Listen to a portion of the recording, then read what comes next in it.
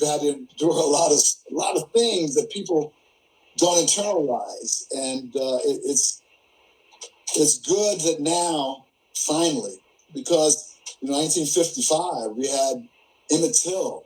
His mother left open the casket so that people could see what these Mississippians did to this guy, a 15-year-old kid, and there's all kinds of stories that are like that. And what's amazing to me is here is George Floyd.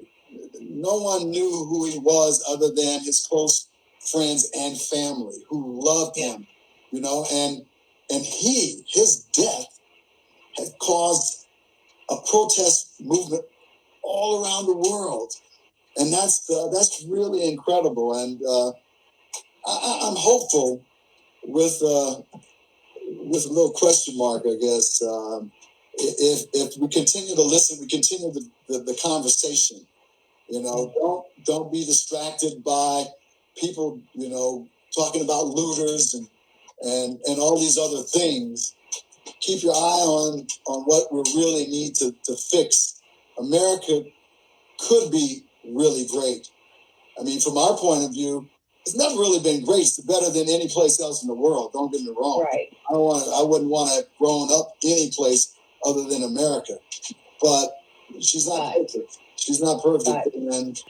And I want to ask you a question, if I could, because I spoke recently on this show about the whole Aunt Jemima situation, because we had an episode where the producers wanted Nell to come in the door dressed like Aunt Jemima, and it was an episode that kind of showed Thelma Hopkins, who played her friend, who had been very successful, and then she was, of course, our maid, housekeeper, and it was a whole big fight about her dressing that way. But Nell, did it in a way where at the end of the show, they kind of talk about, the whole stigma of how African-American women had been seen on television. And why I was so proud is that I just realized, I'm telling you, Mike, in the last couple of weeks, that Nell was fighting very hard during that time.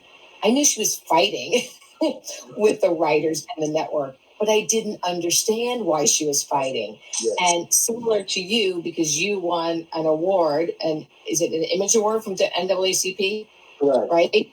And Nell also won an award, and she was fighting to portray Black women in a better light on national television. Right. She was the first primetime female in a sitcom to have her own sitcom. That's and right. So instead of her playing our maid, she was really more she wanted to be seen as the governess, or as the woman who stepped in for her motherhood away, not as the maid. And she fought and fought and fought that. And I'm not even sure all of the white guys over at NBC up in the tower really understood why she was fighting so hard. But now I understand, and now I think they would understand more, correct?